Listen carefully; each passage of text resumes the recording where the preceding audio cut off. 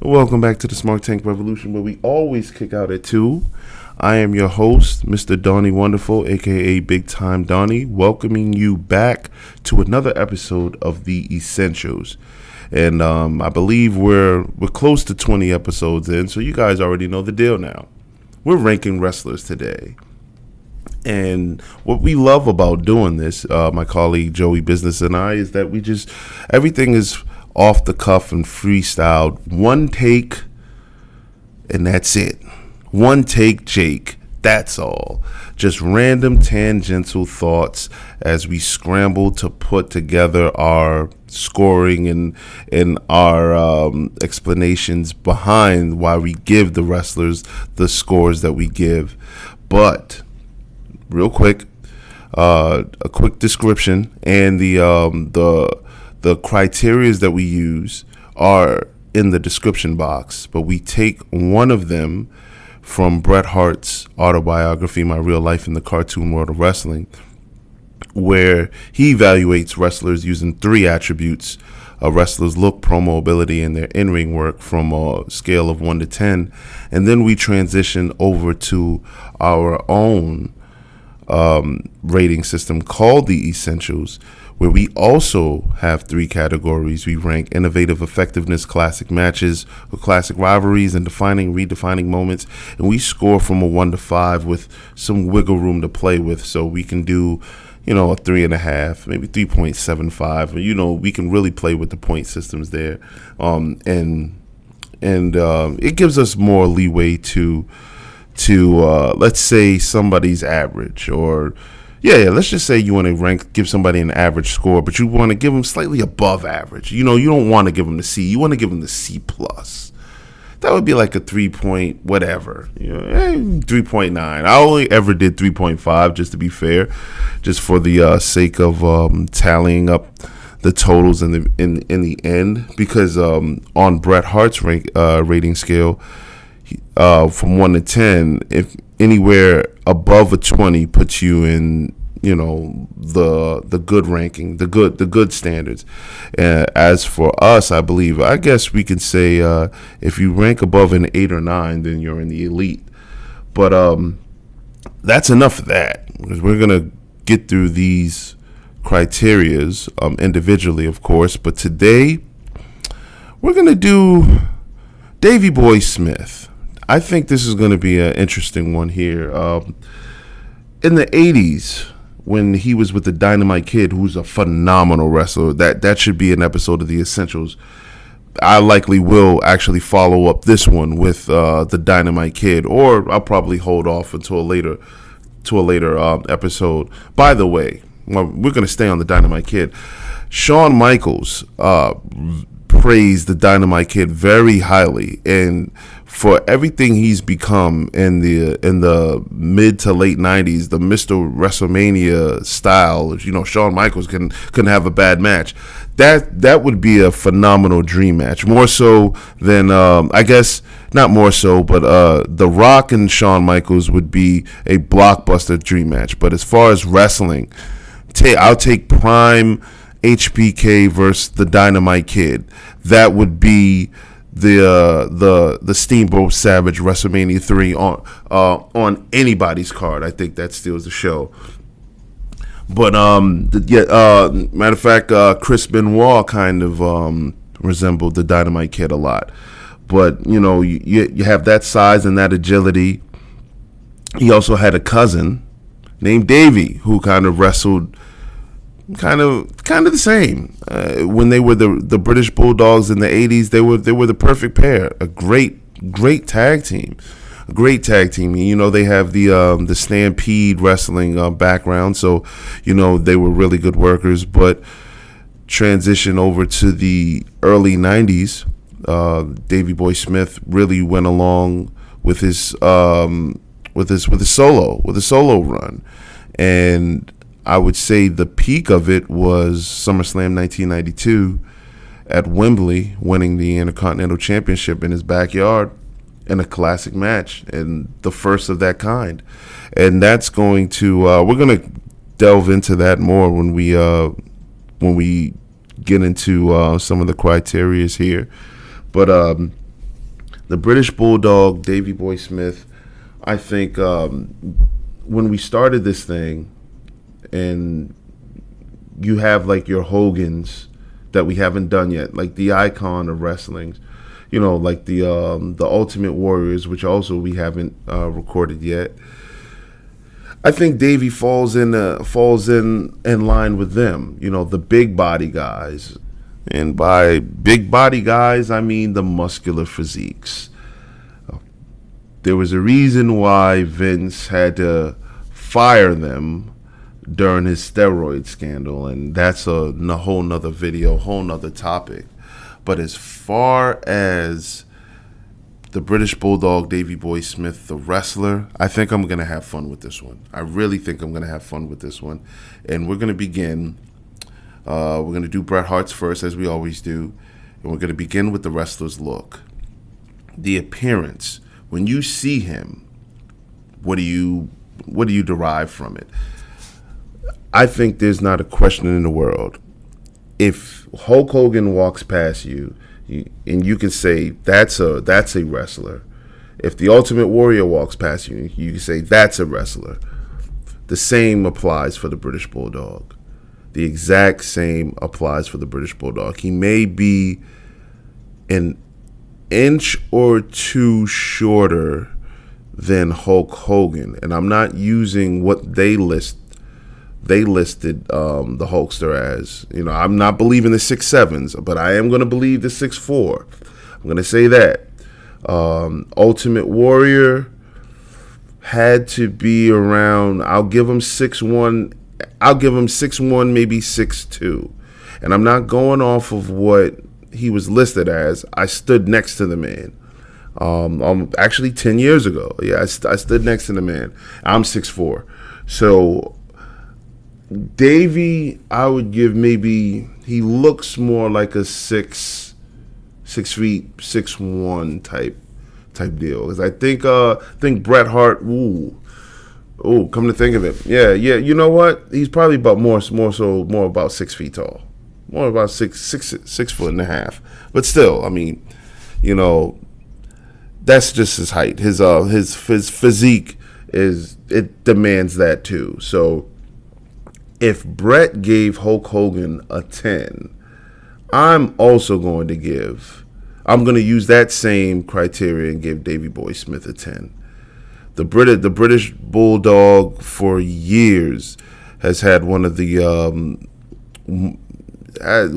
most solid physiques, most muscular physiques, and it pretty much stayed that way. I know he died really young, but he always looked really good, really in shape, really muscular. Broad chiseled shoulders.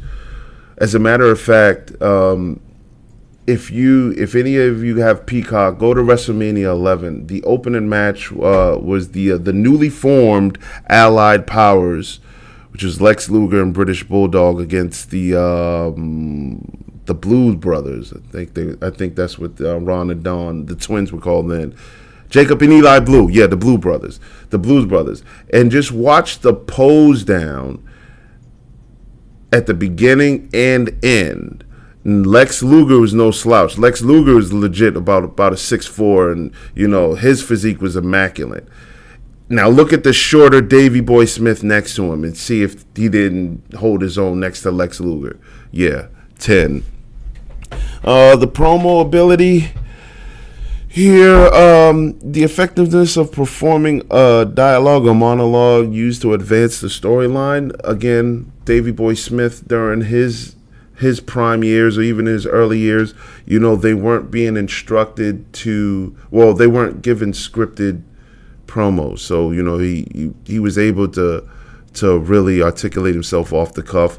Plus, he had the accent, which was I think one of the reasons why he was such an over babyface. Not to mention that he had Matilda. He used to actually walk a dog to the ring. So like him, Coco Beware. Anybody else used to walk an animal to the ring? I'm pretty sure there's more, but I always thought that was very appealing. But yeah, like I didn't have a problem with any of his promos. There's just nothing that sticks out to me. Like he's capable of doing it. Actually,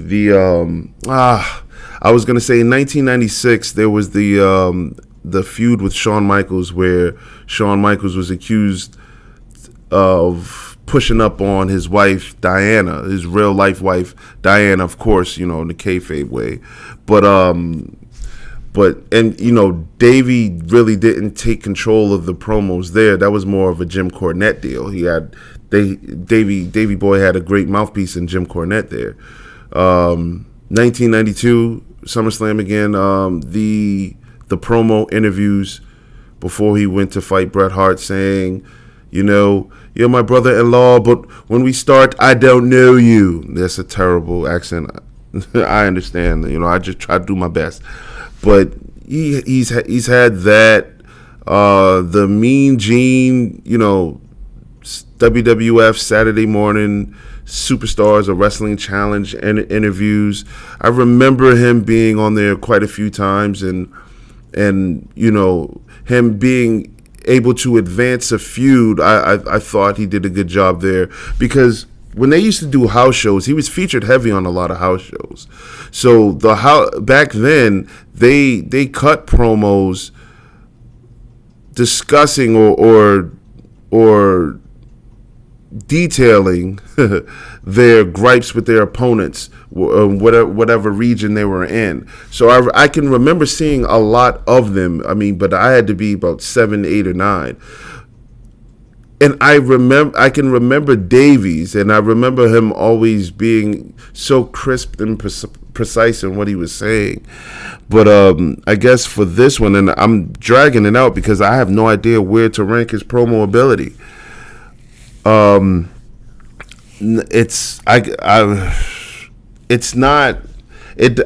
don't think. Okay, I'm gonna go with a 7. I'm gonna go with a 7. I'm gonna go with a solid C. There wasn't a promo that really stuck out to me or that really punches you in the face, but it's not like he wasn't capable of doing it. And a lot of his storylines, he was the baby face. The majority of his career, he worked as a baby face. I forgot his WCW stuff. I forgot his WCW things. I'm gonna go ahead and move that up to an 8. He had a really great feud with Vader. One match on Saturday night where he had Vader defeated with a small package of all things, and he was cheated out of that. And this had to be 1993, 1994-ish. I could be off by a year. But I remember that angry. I'm gonna have to look that up. He gave a really good promo on the WCW show the week after that. That's really, like, I guess, one of his more underrated promos that he's given. So yeah, I'm gonna go with. But given the fact that it was underrated, maybe I should just stick with the 7. I'm gonna go ahead. I'm gonna stick with the 7. He got a 10 in his wrestler's look, so he's definitely about to pass 20. And then the in-ring work, the ability to perform and execute a variety of wrestling moves, yada yada yada, is in the description box. His in-ring work, I don't think, was ever an issue. The only issues with his in-ring work, if you read Bret Hart's book, is if he would come sober. If he would come to the ring sober or not. Apparently, in 1992, SummerSlam, the main event, he was, I guess he was like up for 2 days with Jim the Anvil. I'm not going to give away the reason why. I encourage everyone to go out and read Bret Hart's book. But, he was still able to follow instruction at the very least. I never had a problem with anything he did in the ring. Everything had meaning. The power slam as his finisher was believable. He even looked good in Royal Rumbles and Battle Royals, and I think it's difficult to do that with so many participants and so many distractions out there. But he's always looked great in the ring. Not to mention, he was a part of the Hart Foundation. Like I said, he has the Stampede wrestling background. So his in-ring work, I'm gonna give him an 8 there. So I'm gonna go. What did I give him? 10 for his wrestler's look, 7 for his promo, 8 for his in-ring work. I think I'm happy with that. I'm happy with that. And now we're just gonna transition over to our rating system, and we're gonna go the innovative effectiveness, the ability to work as a babyface or heel. And this is one where he's strong, where the scale's going to tilt strong on one side, but not so much on the other. And I'm going to begin with the not so much on the other. I remember when Davey turned heel in 1995. I believe he joined the $1 Million Corporation. And he just seemed too much of a nice guy for me to actually really believe it. So it never really rang true to me. And then he was a heel as a part of the Hart Foundation, but I think anybody could have been a heel riding the wave of the Hart Foundation during 1997. I mean, you're a heel in America, but you're a babyface everywhere else. And I thought that kind of rang true with Davey. But as a babyface, I think he was, it's no question. I mean, even when he used to come with the braid extensions with the beads on, everything appealed to this man being a poster on your wall. And he was, in fact, a poster on my wall. British Bulldog, the Legion of Doom, the Ultimate Warrior, and Bret Hart came right after that as far as being my favorite wrestler. So I'm going to score that one right down the middle. I'm going to score that one a 3 because he's really strong in one, in my opinion. Not so strong on the heel side, but the babyface side, I think he hits it out the park. The classic matches and the classic rivalries. There is that classic match that I referenced earlier in WCW that I thought was a classic between Davey Boy and Vader. Two big guys able to work. Very believable. I love that finish. I was legitimately upset that he was screwed out of that victory, and he had him beat. But I guess the classic match that everybody's going to associate Davey Boy with is 1992 SummerSlam. It's probably like the 4th or 5th time I referenced that. You win the IC title in your backyard as the main event, which was the first of that time. You probably don't even need to go any higher. And plus, it was with Bret. So, if you're having a classic match with Bret, is there any way that you can score anything below a 4? Isn't? I like the rivalry that he had with HBK during 1996. I thought that was pretty damn good. He also had a decent match with Sid in 1996 as well. He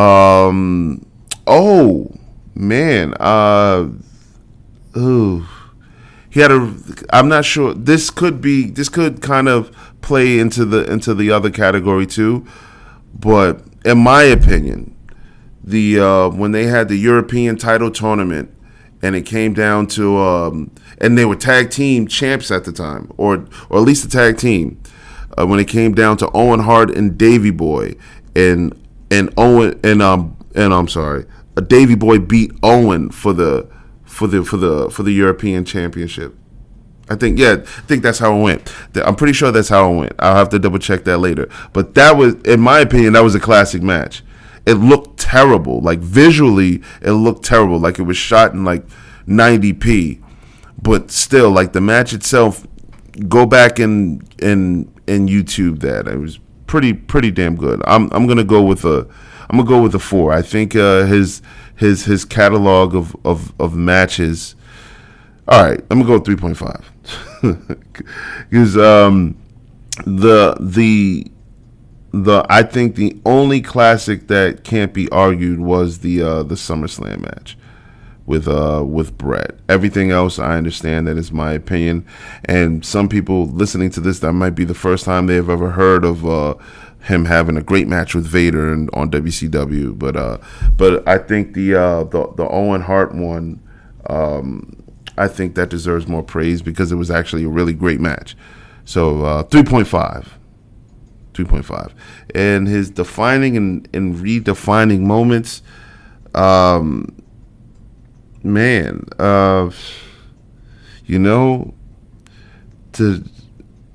to try to keep this as a as an independent, I'm trying to keep this as an independent attribute and not blend in the others. But damn it, I guess the defining moment was in Wembley, man. I'm really, man, milking this 1992 SummerSlam match with Bret. No, I'm sorry. Oh my God. Bret and Davey Boy Smith had a great match at In Your House, December 1995. The Bloodbath. That was just as good, but with Bret going over this time.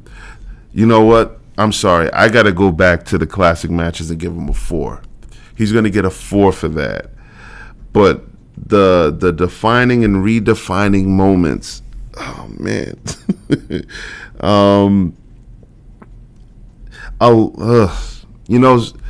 Interestingly, a lot of those moments happen outside of the ring. Davey Boy was beloved, just like Owen was beloved in the locker room. There's tons of Davey Boy stories, just like there's tons of Owen stories. Undertaker tells a great one where Davey Boy was notoriously known for never bringing a towel to the arena. So he would always shower using whoever's towel he would find. And he would always put it back, but then when the wrestlers would come and they would use their towel and it would be wet, they would always ask him, "Davey, did you use my towel?" And they say, he would always look at you with those puppy dog eyes, and you always look lost, but you always knew it was him. There's a wealth of stories like that between with him and Owen, and I know it's not a defining moment that we saw in the ring, but I think off camera, if you have that type of camaraderie with your coworkers, I think that should mean a lot. That should do something here. But since I'm clearly buying for time to try to think of something and I can't, I'm just going to go with a 3. I'm going to go right in the middle because I can't think of one. If you guys can, please leave it in the comments. Leave it in the comment section because I need to read. I can't think of any defining moments right now. Outside of Wembley, and I challenge all my listeners, if you guys can help me out here, please help me out. You know what? I'm gonna leave it on a cliffhanger like that. Come on, Smart Tank supporters, help me out. Davey Boy Smith, list some defining moments, and I just may be back with a follow up for this one. But please help a brother out. Thanks for listening. We'll be back with the next one.